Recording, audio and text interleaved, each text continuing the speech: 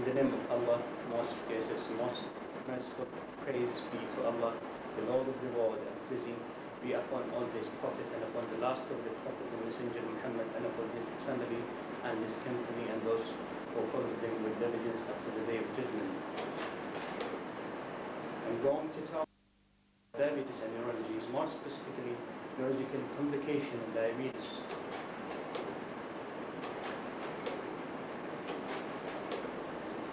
This is a called from this Evers Papers, Early Clinical Description of Diabetes and Pharaonic Civilization. The content of what I'm going to talk today over the next 60 minutes. First of all, introduction, then diabetic central complication, briefly about diabetic ketoacidosis, non-ketotic hyperosmolar, stroke, hypoglycemia. Then we're going to talk about diabetic peripheral complication, definition, staging system, risk factor, epidemiology, classification, clinical presentation, physiology, pathology, diagnostic evaluation, pathogenesis, and overview of management. Lately, diabetes in association with neurological disease. Introduction. First of all, definition. Literally, diabetes means siphon. Since polyuria and wasting are the dominant clinical features, early clinical description that thinking that melting down of the flesh and lip into the urine, that's the diabetes came from. It is a clinical syndrome that's characterized by hyperglycemia due to deficiency or diminished effectiveness of insulin. Regarding the prevalence, epidemiology, it varies from countries to countries, but overall range from 1 to 2%. In Saudi Arabia, the study till now about 3 to 5%. There are some local studies giving high prevalence of diabetes up to 6 and sometimes up to 9. But that's local to the cities where the study was done, not national study. Regarding classification, as we all know, that either primary or secondary. In primary, you have insulin dependent and non-insulin dependent. Secondary, either as a complication of pancreatic disease, Cushing syndrome, acromegaly, and other common genetic, uncommon genetic disorder, etc., etc. Regarding the diagnosis, we have to know exactly when we diagnose diabetes, actually, in the presence of classical symptoms plus one blood glucose measurement. Or if there is no classical symptoms, we have to have 2 blood glucose measurements. Or in the presence of glycosuria, 1 blood glucose measurement. The diagnostic fasting blood sugar have to be more than or equal to 140 milligram per deciliter, and the diagnostic random blood sugar have to be more than or equal to 200 milligram per deciliter.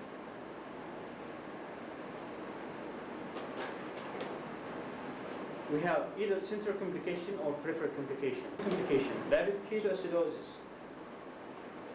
False localizing findings do not occur frequently, and seizures are rare here, but up to 70% of the diabetic patient having diabetic ketoacidosis have clouding of consciousness. 10% have completely comatose, and at about 20% there is no change in consciousness. As we all know that these clinical presentation, vomiting, polyuria, generalized weakness develop over days, usually precipitated by infection or reduction in the insulin dose.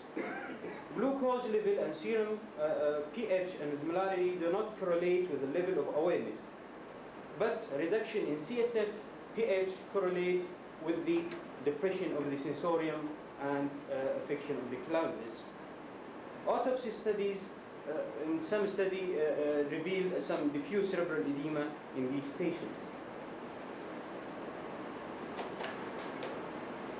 Non-ketotic hyperosmolar coma, usually seen in elderly with mild diabetes and associated factor precipitated hyperglycemia, for example, in case of infections. Focal neurological signs, for example, hemiparesis, hemisensory loss, visual field defects, aphasia may be the presenting complaint. The most common admitting diagnosis of the non-ketotic hyperosmolar coma is acute stroke. Up to 20 to 25% of the patient with non-ketotic hyperosmolar coma develop motor seizure, commonly focal, and in 6% seizures are the presenting complaint. These patients may present with epilepsy partialis continua. Mortality remains high with the rate of 36% till now. The relation of diabetes with the stroke. Diabetes known to increase the risk of cerebral infarction in men by 2.5-fold, in women by 3.6-fold, so more in women than in men. Diabetes in association with hypertension predisposes patients to lacunar infarct. Hyperglycemia at the time of stroke may reduce the likelihood of complete recovery of neurological function and increase the risk of stroke-associated death and mortality. Orthostatic hypotension may be precipitate factor focal cerebral ischemia in patients with occlusive stroke. And also, patients with TIA and stroke-associated hypertension have been found frequently in diabetic patients. And in some study, correcting orthostatic hypertension may reduce the risk of ischemia. Relation of diabetes with hypoglycemia. Hypoglycemia in diabetic patients may be due to change in the content or timing of the meal, or increase in physical activity, or overdose of insulin treatment in diabetic patients, or it might be also in non-diabetic patients spontaneously as a result of pancreatic hyperinsulinism, impaired liver function, severe damage to pituitary gland, and etc. Symptomatology here, we have the patient presented with nervousness, anxiety, tremulousness, automatic activity with complete amnesia, seizures, coma.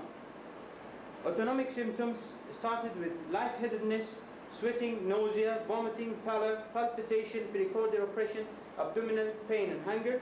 Cerebral symptoms, paresthesia, diplopia, blurred vision, tremor, focal neurological abnormality, abnormal behavior, and related to this one, our patient which went to the hypoglycemic coma last night.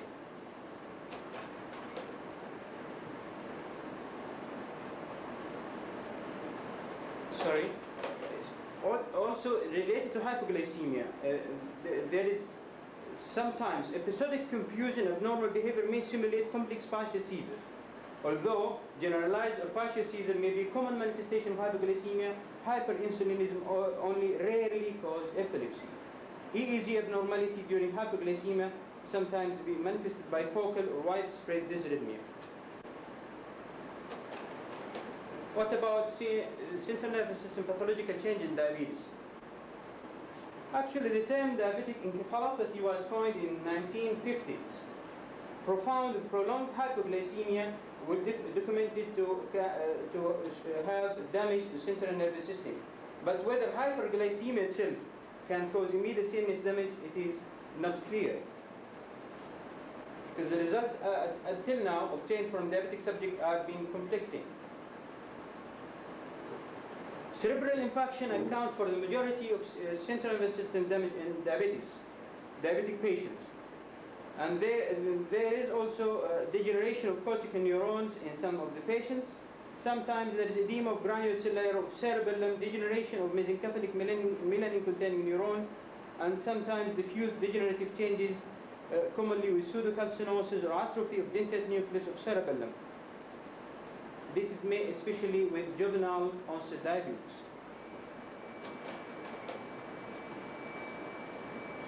Peripheral diabetic neuropathy. To start with definition, what's the real or the exact definition of the peripheral diabetic neuropathy? Actually, there is general lack of agreement among neurologists and diabetologists regarding the definition of neuropathy. But we can say it is a symptoms of peripheral nerve involvement associated with abnormal sign, for example, decreased ankle reflex, and or abnormal objective measurement, for example, abnormal nerve conduction studies, without evidence of other causes of neuropathy. Staging system.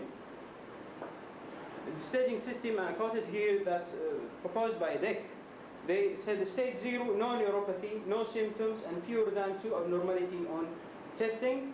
Stage 1, asymptomatic neuropathy, no symptoms also, but there is two or more more abnormality with the functional testing. Stage 2, symptoms of lesser degree than stage 3 plus 2 or more abnormality in testing. The stage 3 and the end stage, which is disabling neuropathy, that's disabling symptoms with 2 or more abnormality in testing. Risk factors. Risk factor for neuropathy and mainly for somatic neuropathy, they prove that it's related with duration of the disease itself, exposure to toxin, for example, ethanol, uremia, and in some of the study, tobacco use, and also related to glucose control. And in some of the study, they prove correlation with height, especially for peripheral neuropathy. Longer nerves in taller people may be more susceptible to metabolic or ischemic changes. Regarding the age and hypertension, there may or may not be a risk factor, the conflicting results of many studies.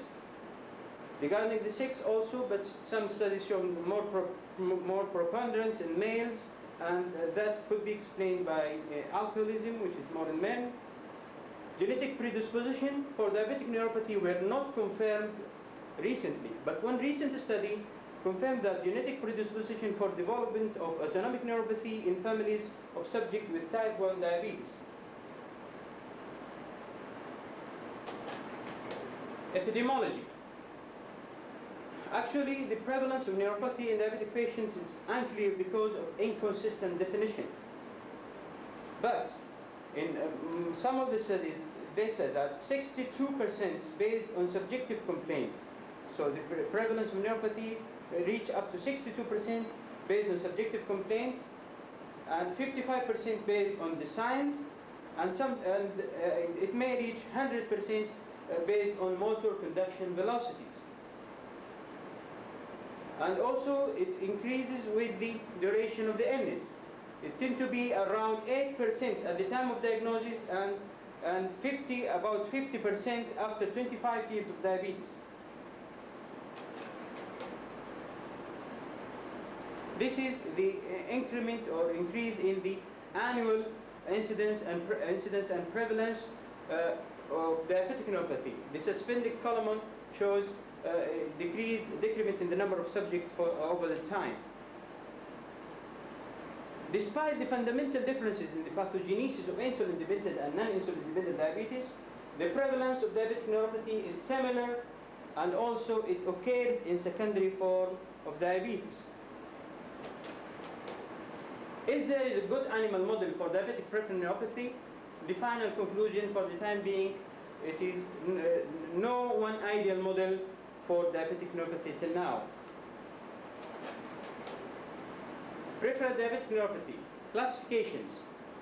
The classifications actually also varied according to the many studies, but the famous one by Thomas, they classified to symmetrical polyneuropathy and focal multifocal neuropathy in the next. In symmetrical, we have sensory or sensorimotor polyneuropathy, symmetrical proximal lower limb motor neuropathy, acute or subacute distal motor neuropathy, autonomic neuropathy. In focal and multifocal, we have cranial neuropathy, trunk limb mononeuropathy, asymmetrical lower limb motor neuropathy, and then it makes it 4. Another way of classification, either rapidly reversible phenomena, but this mainly based on the testing, distal sensory symptoms, reduced nerve conduction velocity, resistant to ischemic conduction failure. Established neuropathy as before. They mentioned that also controversy regarding classification to small fiber and large fiber involvements. Actually, for the time being, it is not justified because in most of the cases, both types of fibers incriminated. Regarding clinical symptomatology, symmetrical distal sensory polyneuropathy, it might be painless or painful. Might start with loss of pain, temperature, loss of tactile and vibration sense, proprioceptive sensation, the typical stocking and glove distribution, or it might be associated with other form of neuropathy. Rhombic sign may be there, decrease in knee jerk and ankle jerk, wasting of small muscles of the hands. Sometimes diabetic pseudo-tabes and sometimes diabetic pseudo-athetosis may be there. And these on chronic term lead to make patient prone to undetected trauma, foot ulceration, or charcut joint. Prognosis, this is does not improve substantially even with good glycemic control. Regarding painful category, painful symmetrical distal sensory polyneuropathy, start with loss of sensation, debilitating pain. Pain may be caused by degeneration or regeneration also of nerve fiber.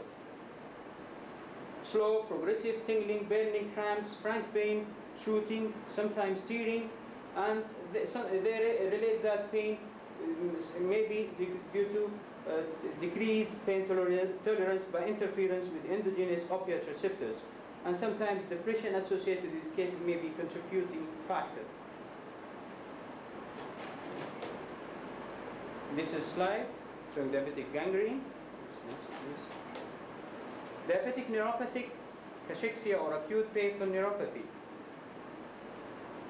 Another presentation where there is profound weight loss of up to 60% of the body weight, usually associated with severe painful neuropathy of bilateral lower extremities, predominantly in the male patient with emotional disturbances, for example, depression, anorexia, impotence, and mild diabetes, and absence of other complications of diabetes mellitus. Knee jerk and ankle jerk may be preserved. There is often only little objective sensory deficit.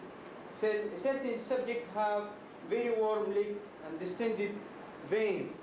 Prognosis good in this category. Recovery may be in the 1 year. And the treatment actually just reassurance and good glycemic control. This acute syndrome usually occurs in association with hyperglycemia, but occasionally might be precipitated by sudden improvement in glycemic control. So we are not going to be surprised if we are just controlling the blood glucose and the patient gets more pain.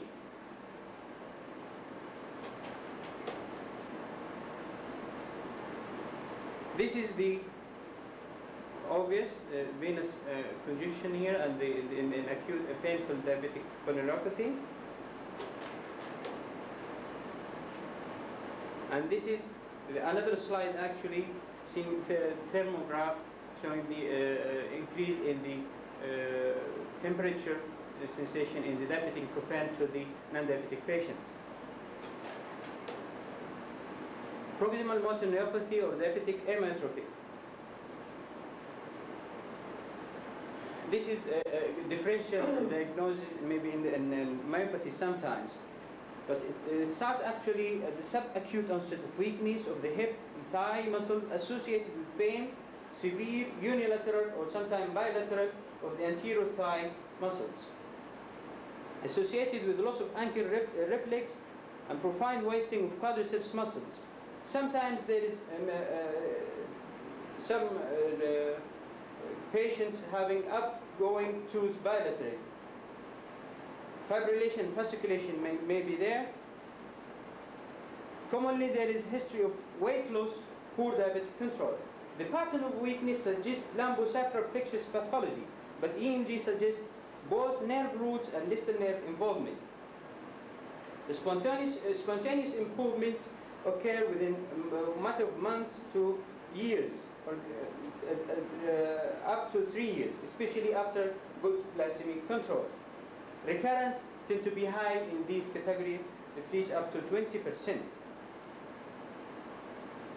We have to think about differential diagnosis in such cases about other pathology, for example, intrinsic or extrinsic spinal cord disease, for example, called equina, tumor, spinal stenosis, anterior lumbar disc lesions.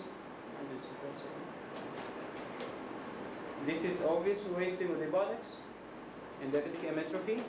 This is marked wasting of the both side diabetic hematrophy. This is extreme muscular weakness with wasting in 38 years old man with diabetes mellitus of 11 years duration.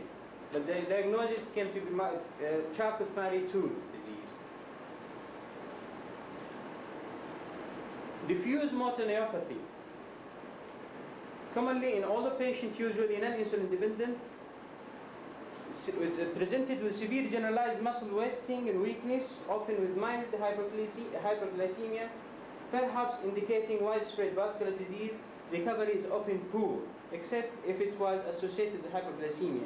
And some authors mentioned that it may be actually representation of coincident inflammatory demyelinating polyneuropathy rather than neuropathy-unique diabetes mellitus. It's wasting of the small muscles of the hands in diffuse motor neuropathy in both hands. Mononeuropathy, either pressure neuropathy or vascular neuropathy, pressure or entrapment neuropathy, most commonly involved near the median nerve, or ulnar, or peroneal, or femoral.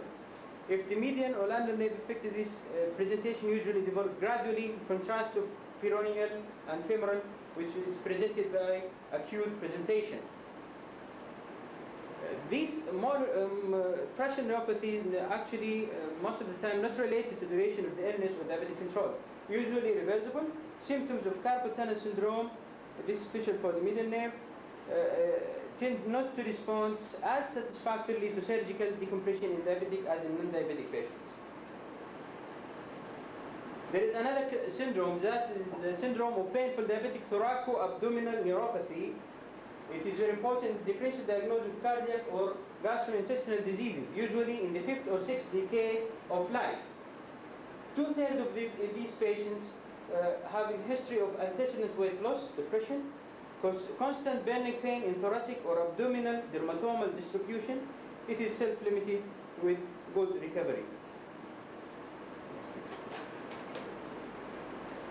This is the wasting in the right muscle of the right hand going to ulnar nerve pathology, mononeuropathy in diabetic patient. The second category, which is vascular neuropathy or cranial neuropathy, the most commonly involved nerve is oculomotor cranial nerve, then 6th nerve, then the 4th and 7th, also well known, Bell's palsy. Sometimes intercostal phrenic nerve lesion may be affected also. Actually started by orbital pain of abrupt onset and accompanied by headache in about up to 50% of the patients. With papillary sparing occurred in most of the patients in the oculomotor nerve lesions due to intramural vascular occlusion. Recovery tends to be from 6 to 12 months. A majority of the patients more than 50 years, and there is no association with diabetic control or other neuropathy. This is sudden onset of ptosis with diplopia diabetic patient. This is the clinical pattern diabetic peripheral neuropathies. Is it clear?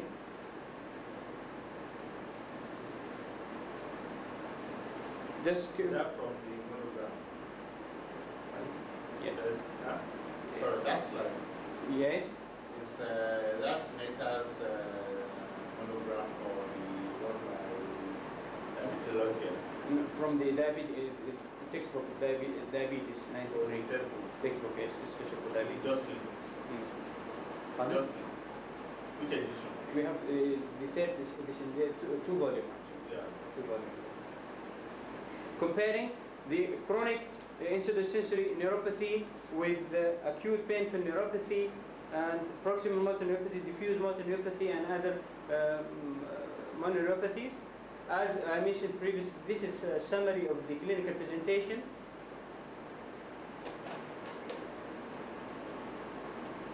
We have to think about differential diagnosis of peripheral neuropathy in these situations before just starting out all these changes due to diabetes. As I mentioned in the definition, we have to exclude other causes. As here we have acquired and hereditary diabetes mellitus, which we are dealing with right now, alcoholism, drug-induced, Guillain-Barré syndrome, hypothyroidism, acromegaly, vasculitic disorder, uremia, sarcoidosis, malignancy, neurotoxins, carpal tunnel syndrome, others, and hereditary motor sensory neuropathy, Charcot-Marie-Tooth, as we saw in the slide, abnormality of lipid metabolism, hepatic porphyria, hereditary amyloid neopathies. Autonomic neuropathy. Up to 40% of diabetic patients suffer from some aspect of autonomic neuropathy, usually seen in association with motor and sensory changes, and usually occur after prolonged duration of diabetes, and it may present by various form of presentation. If we took cardiovascular system, for example, exercise intolerance, orthostatic hypotension, which is detected here from lying to upright position. If the change in blood pressure was more than 10 mm mercury drop diastolic and 30 mm mercury drop systolic, it can present with dizziness or as presently complained by the patient, postural weakness, visual impairment, loss of consciousness.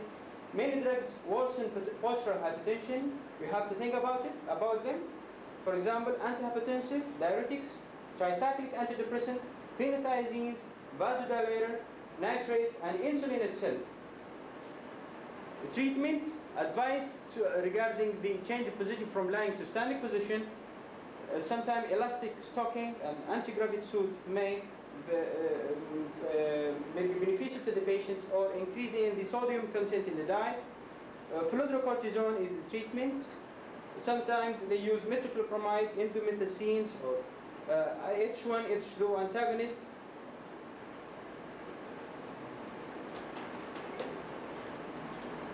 This is the presentation of the various forms of autonomic neuropathy.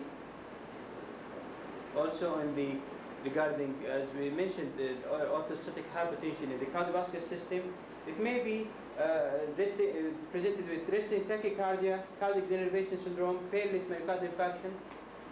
Regarding GIT, gastroparesis, manifested by postprandial nausea and vomiting and early satiety or unexplained swinging in glucose level. Constipation sometimes there, diabetic diarrhea, which is watery and worse at night, sometimes incontinence. Regarding urinary system,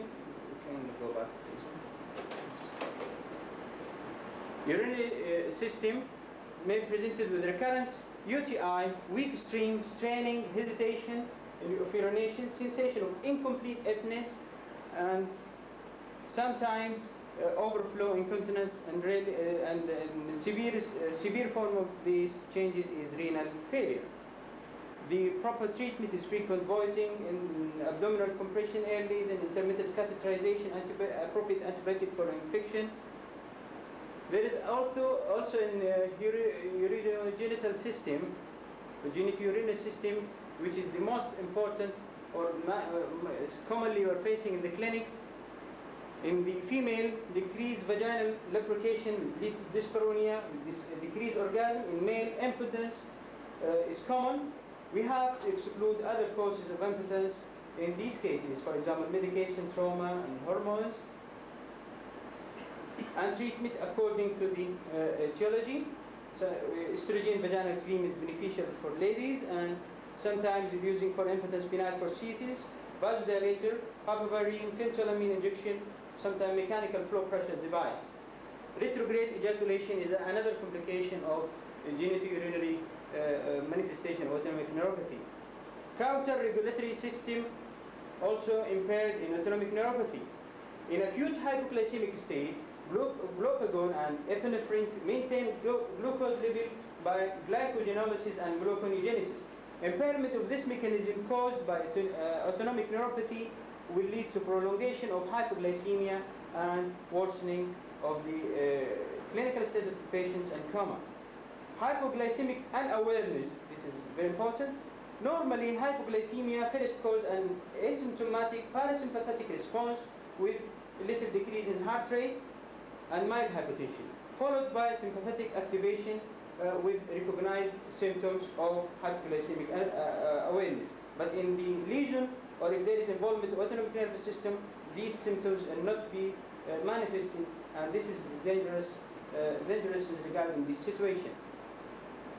Sudden unexpected death recorded in some percentage in diabetic patients. of not clear cause actually, or no known cause till now, but they suggest that cardiorespiratory risk may be a fact playing a role, or cardiac arrhythmia. Some authors suggest sleep apnea could be a predisposing factor for unexpected death.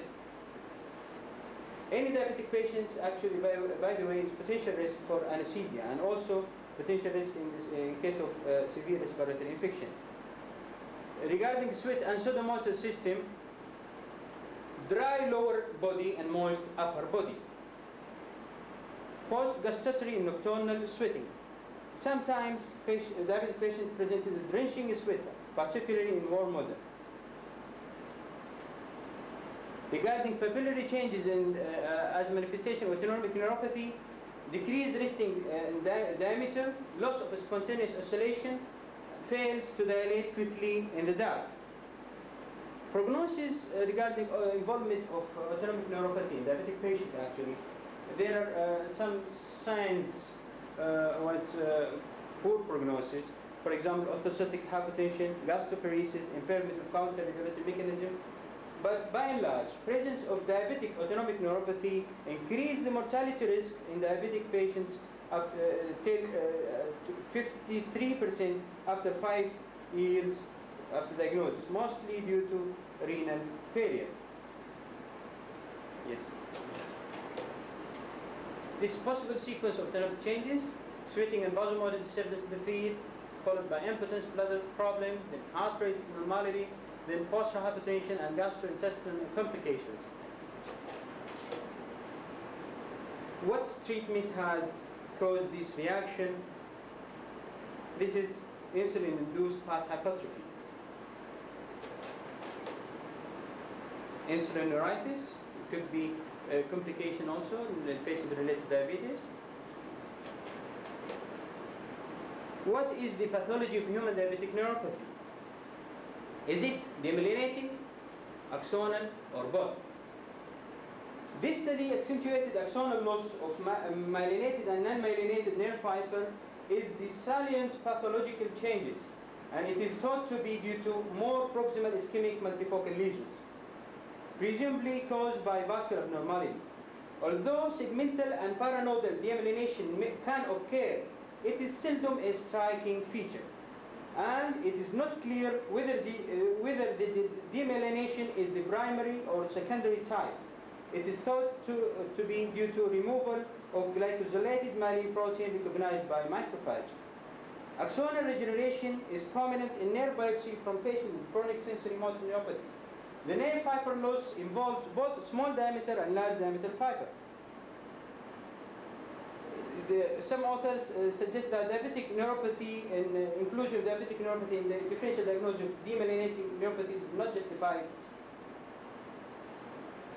Some loss of dorsal root, autonomic and autonomic ganglion cell and anterior horn cells also has been shown, and some denervation of fibers in posterior column of spinal cord. Abnormality of vasal nervosum leading to thickening of walls of endoneural capillaries. This is have an important role in the, especially in the pathogenesis, vascular factor in pathogenesis of diabetic polyneuropathic complication. In one of the studies, they proved that amyloid neuropathy in elderly, they found that amyloid neuropathy in elderly patients, in some cases of severe chronic sensorimotor areflexic polyneuropathy with slightly enlarged nerve and increased CSF protein. This is only one study. This is electron micrograph of transverse section of endoneural capillary from sural nerve biopsy from patient with diabetic polyneuropathy showing thickened surrounding zone composed of the reduplicated lamina. Some points regarding normal physiology of the nerve cells.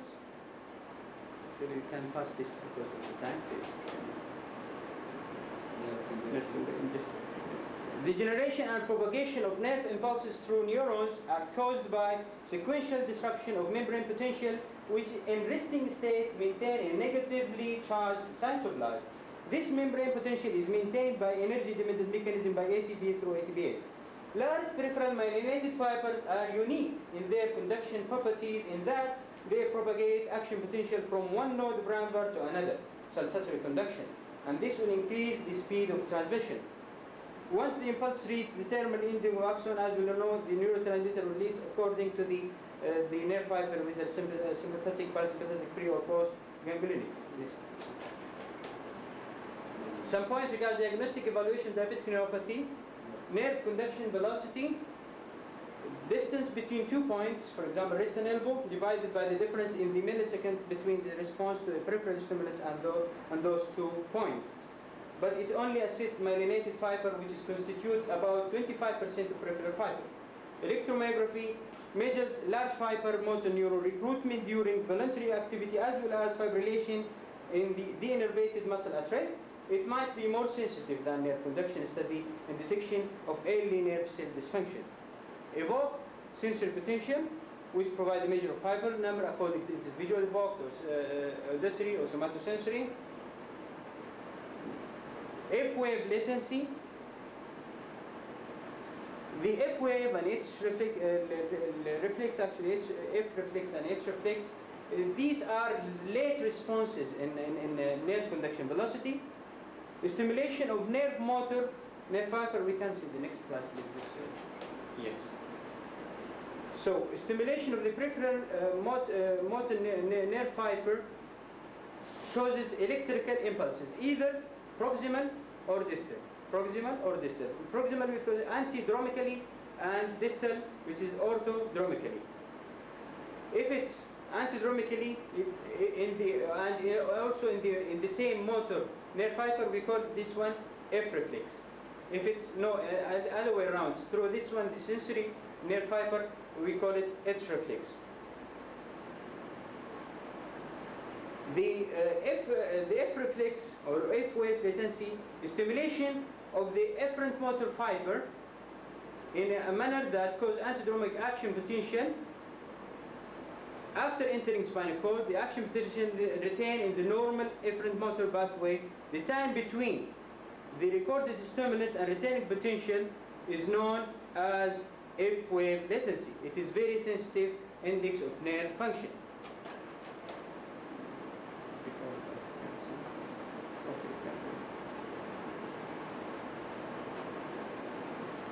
Then the list of these studies, the neurodiagnostic test, vibration perception threshold, and temperature discrimination threshold, sural nerve biopsy.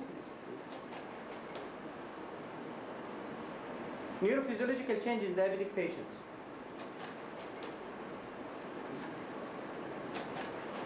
In asymptomatic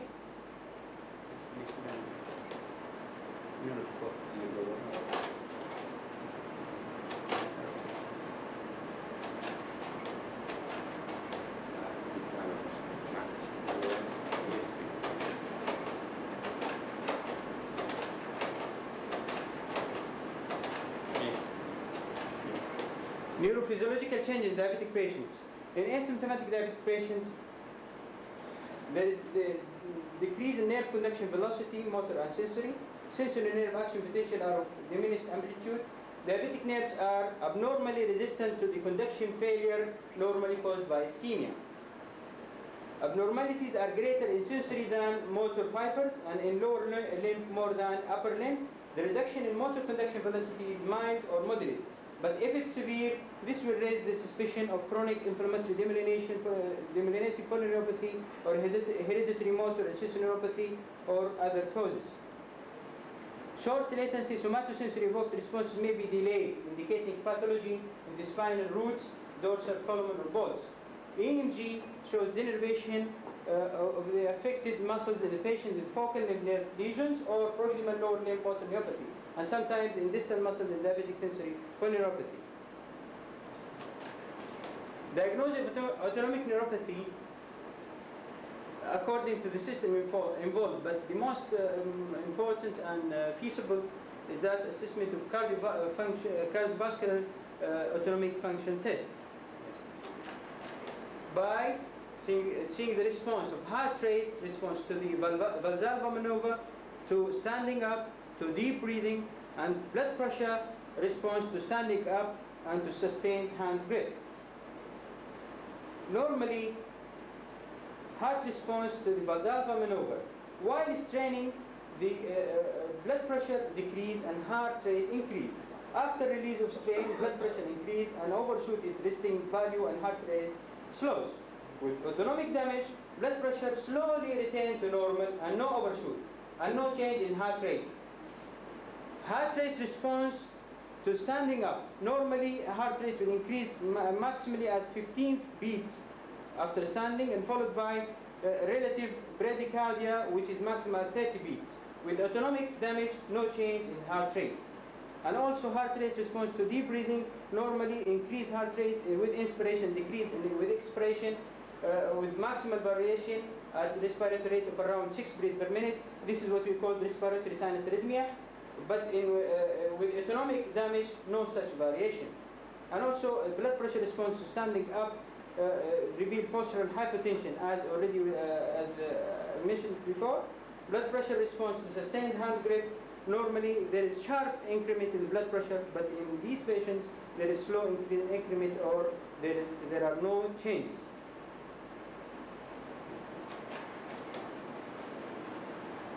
Skip that.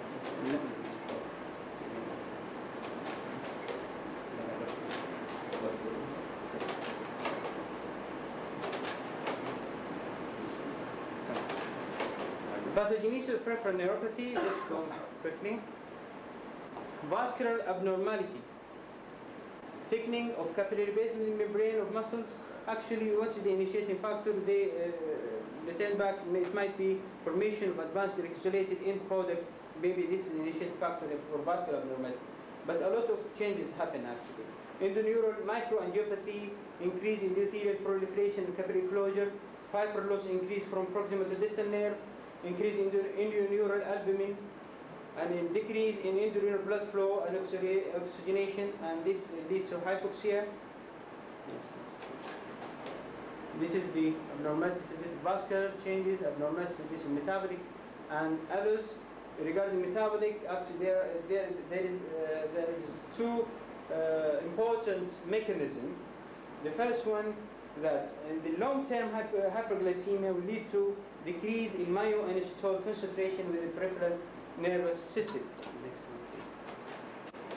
This is myoinositol, which is a normal dietary hexose similar to glucose. Found 90 to 100 times more concentrated in peripheral nerve than in plasma. Hyperglycemia results in competitive inhibition of sodium-dependent transport system responsible for myoinositol uptake.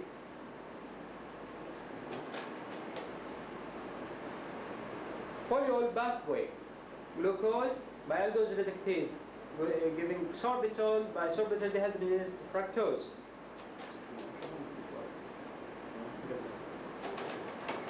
So the second mechanism is increase in polyol pathway by increase the raised level of sorbitol.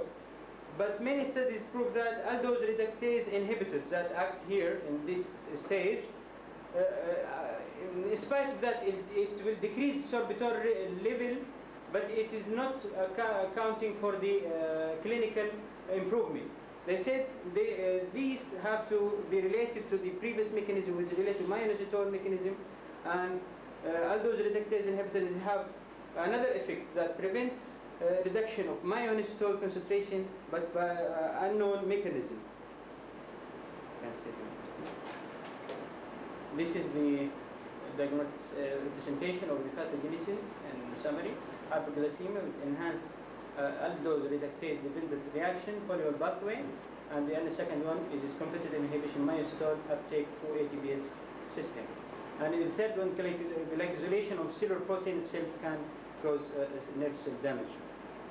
Here we have in myoinositol mechanism decreased nerve cell myoinositol concentration, by which the altered membrane-bound phospholipid metabolism, followed by abnormal cellular response, then nerve cell damage, and also in the abnormal cellular response, this by itself decreased ATPase activity, decreased sodium myoinositol uptake, and going back to affect the vicious circle. role of glucose control in management of diabetes neuropathy. Recent fasting blood sugar and glycosolated hemoglobin correlated with motor nerve conduction abnormality.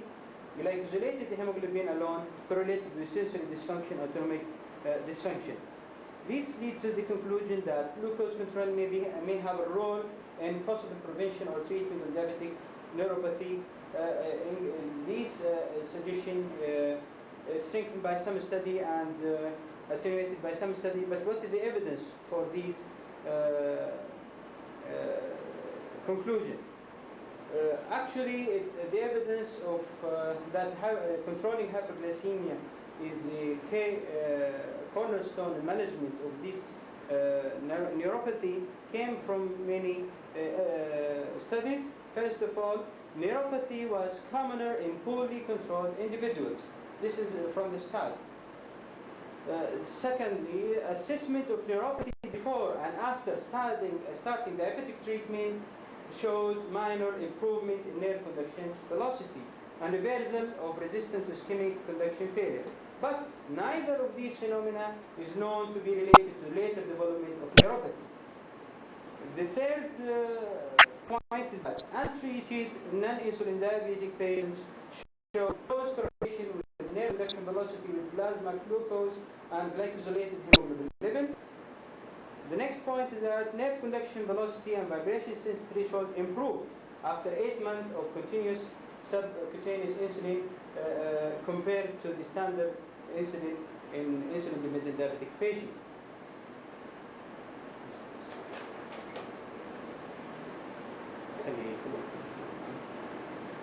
So another point regarding the same role of aldose reductase inhibitor, improvement may not be evident until after 6 months of treatment. In very tightly controlled diabetic, there is risk for repeated iatrogenic hypoglycemic reaction that may aggravate neuropathy. Pancreas transplantation in diabetic patient may have the potential to halt or reverse the complication of diabetes mellitus. Recent study showed improvement in motor and sensory autonomic function 42 months after pancreas transplantation.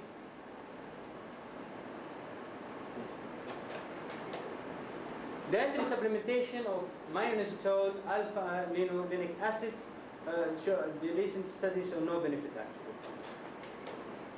Is there a role for gangliosides in the treatment of diabetic neuropathy? Gangliosides are complex sialoglycolipids, particularly concentrated in nerve cell membrane of nerve terminal and nerve growth cones. Increasing evidence that systemic administration of gangliosides results in some degree of recovery following nerve injury. Chronicial, that's the medication that containing 21% of gangliosides, showed modest improvement of diabetic neuropathy, but they have many side effects. One of that, Guillain-Barré syndrome, and some reported cases of transient pain at the sub injection, sometimes ecological agitation, vertigo, dryness of mouth. This is just a presentation of the treatment of painful diabetic neuropathies.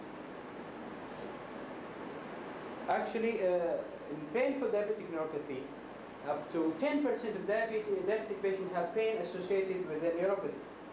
We have to know that spontaneous resolution of pain may occur. But if we came to treat this patient, the treatment is symptomatic. To start with soaking their feet with ice cold water, and then use medication. The most trial concentrate upon the point of role of tricyclic antidepressant in these situations. Amitriptyline, nortriptyline, imipramine, they showed significant benefit in independent of mood elevation. Carbamazepine also showed significant benefit. Clonazepam, effective for lacerating pain, especially some studies showed benefit from IV lidocaine, clofenazine with tricyclic, mexiletine, which is oral form of lignocaine. Some of the studies also use clonidine, baclofen, but these more to the cramps and spasm. Phenytoin, they said it's controversy, but it's better to be avoided. Transcutaneous electric stimulation, physiotherapy, not clear. Topical use of capsaicin, this is containing cream. Topical use of capsaicin containing creams, these act by depletion of substance B, loss of the unmyelinated fibers and degeneration of primary sensory ganglion neurons. But a lot of side effects, especially local skin reaction, erythema, burning, warmth, and spontaneous pain initially. In addition to these measures, we can use simple analgesics, aspirin, sodium phosphate, but in percentage of patients, the natural history will lead to total loss of sensation with ultimate relief. Yes, we can skip. Yes, this is just something you have to think about the way around. Neurological disorder and diabetes, they said that found up to 10 to 20% of patients with Friedreich ataxia have diabetes mellitus. We have to know also to remember that uncontrolled diabetic patients can be presented with chronic fatigue alone. This is just MCQ. Diabetes associated with which of the following neurological problem? Bell's palsy, subacute proximal leg weakness, impotence, complete third nerve palsy.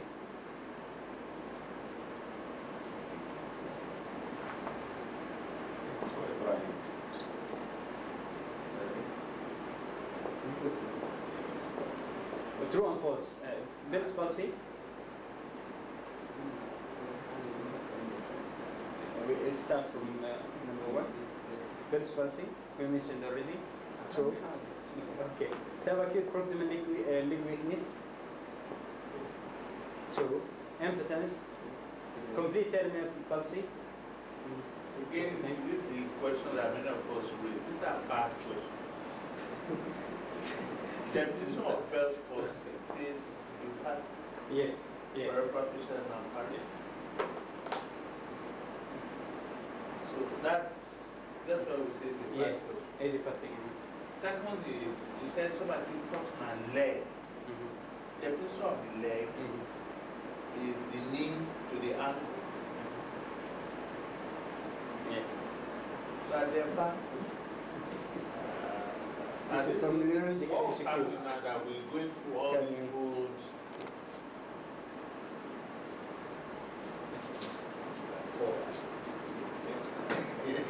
Just to summarize, apart from the central complication, just peripheral neuropathy, diabetic neuropathy can be classified as either reversible, reduced nerve conduction velocity, or established focal, multifocal, symmetrical, and mixed neuropathy.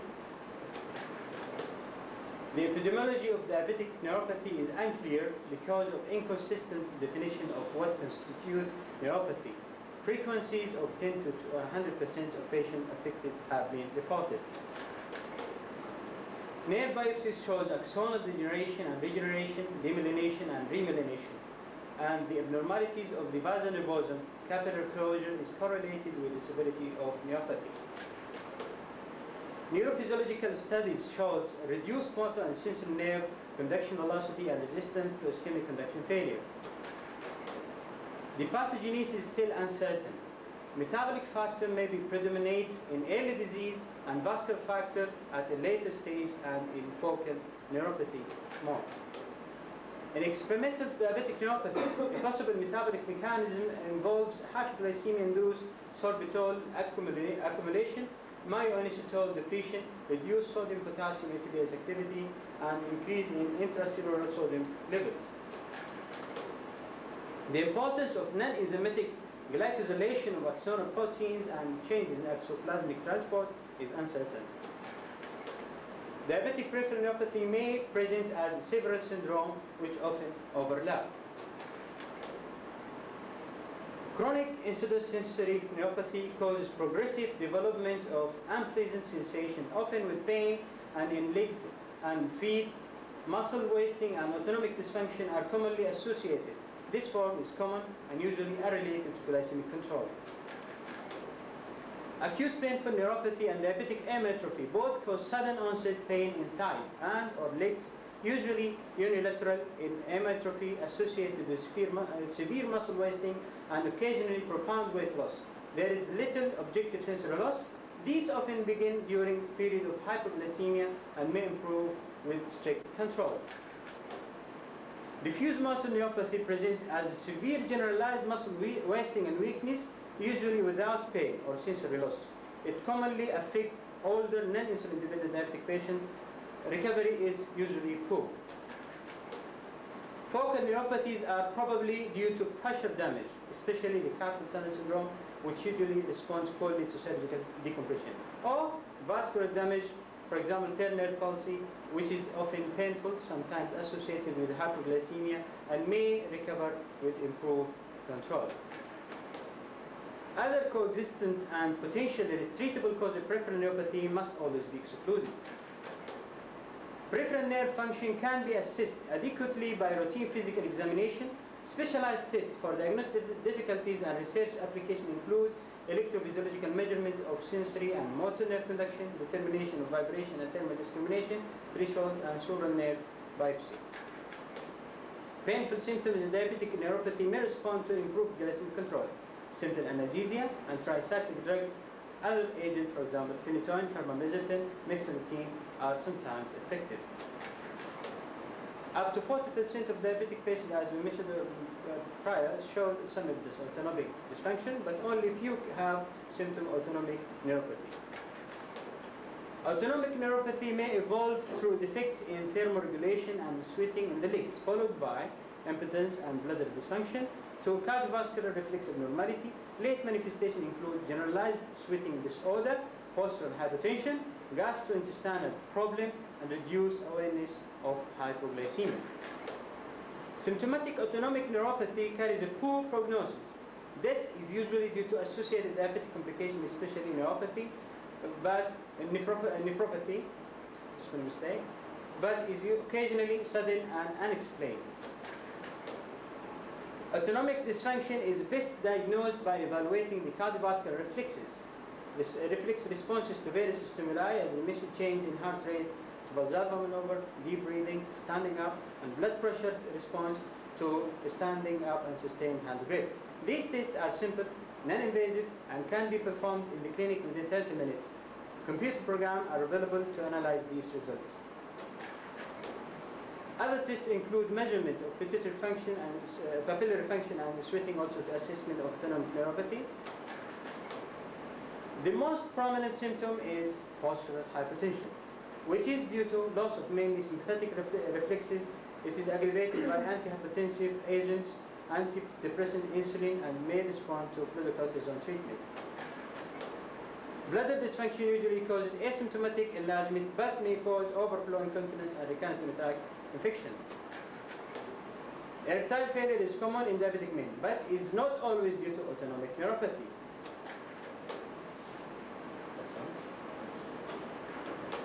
Thank you.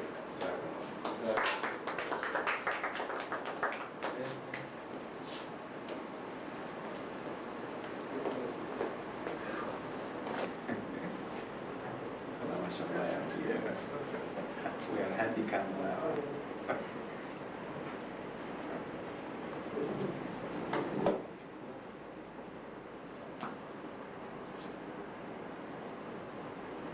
Any suggestion? Any?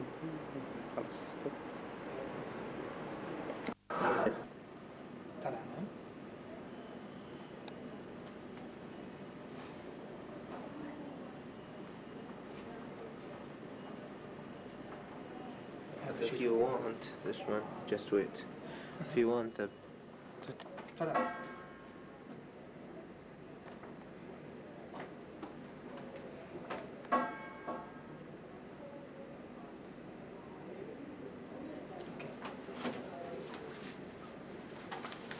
You need fundoscopy or? No. طرف سباين كده حرك عينك مع سباين وتحرك راسك حرك عينك مع سباين اوكي ثبت عينك على سباين حرك عينك فوق تحت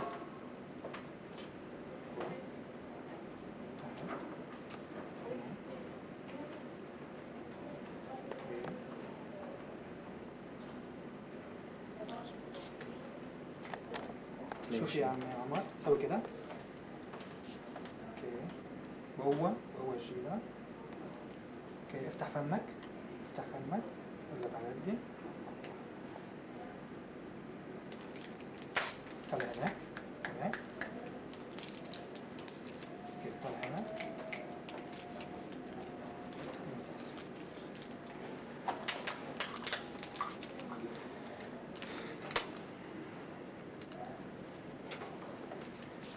تحس هذه وهذه نفس الإحساس، واحد في ناحيتين كويس، هنا وهنا واحد الإحساس ممتاز، هنا وهنا الإحساس واحد في ناحيتين ممتاز.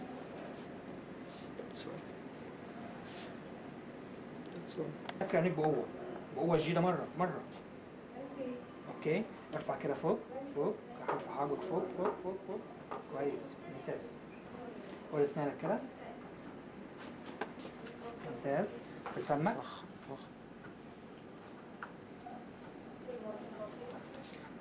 خلاص ريح. Stress him. Do you mean stress?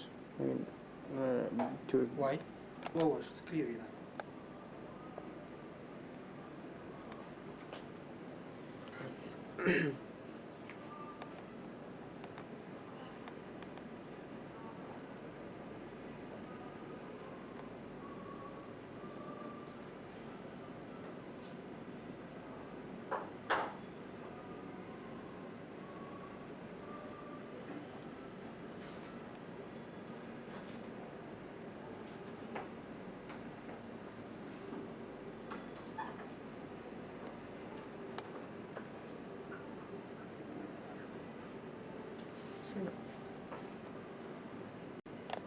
yes.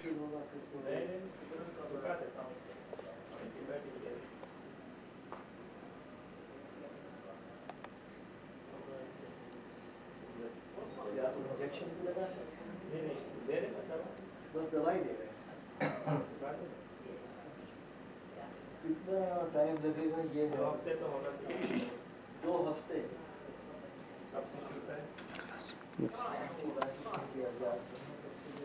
ثبت عينيك كده على الصبع يا عمي. تمام. حرك عينيك معاه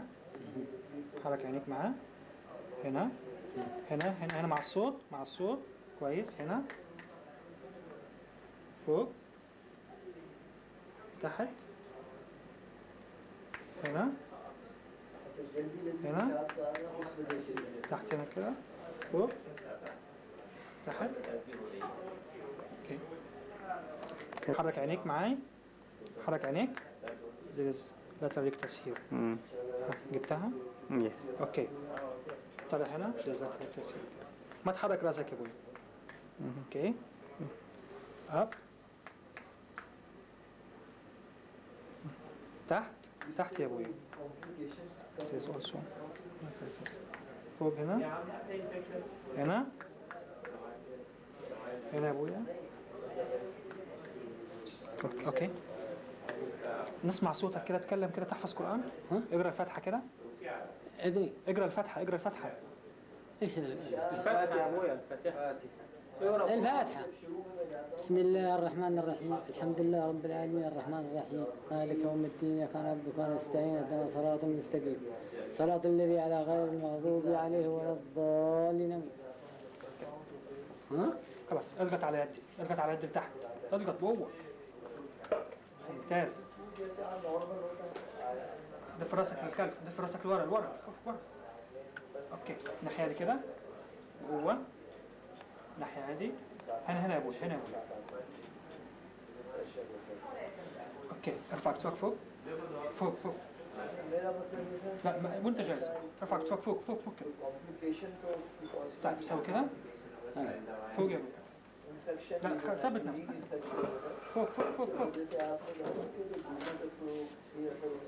فوق. قاوم يا ابويا قاوم. ما تخليني ندفع. لا ايوه كده ما تخليني ندفع. اوكي ارفع فوق كده. اضغط على يدي لتحت. اضغط قوة كويس. اثني هذه قوة جديدة. لا اثنيها ما تخلينا من تحت. ثانية قوة مد يدك كده. تاني يا ابويا.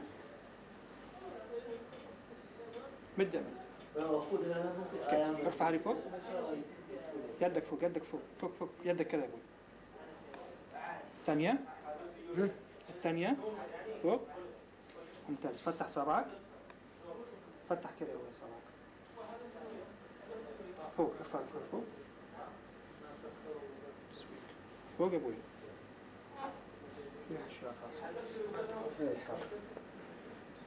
فتح صباعك كده كده كده. اضغط على يدي. قوة قوة. كويس. ممتاز ممتاز.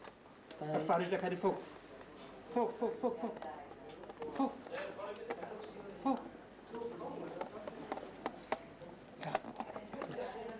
فوق يا ابوي. ارفع هذه فوق فوق فوق فوق فوق فوق. ثانية. فوق فوق. اوكي. فتح رجلك لبرا. برا. ضم رجلك لجوه. اوكي. اضغط على يدي لتحت. اضغط تحت تحت تحت. اضغط على يدي. ايوه.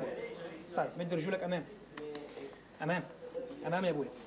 ايوه. مد امام كمان. اوكي. الثانية. اسحب رجلك لورا.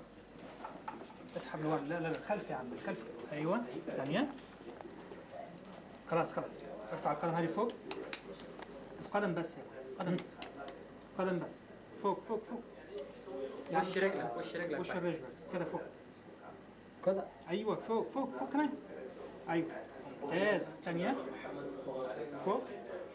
فوق يا موت. ممتاز. اضغط على يدي. اثني رجولك. اثني رجولك لجوه. لجوه يا ابويا كده. شوف. اثني هذه كده لجوه.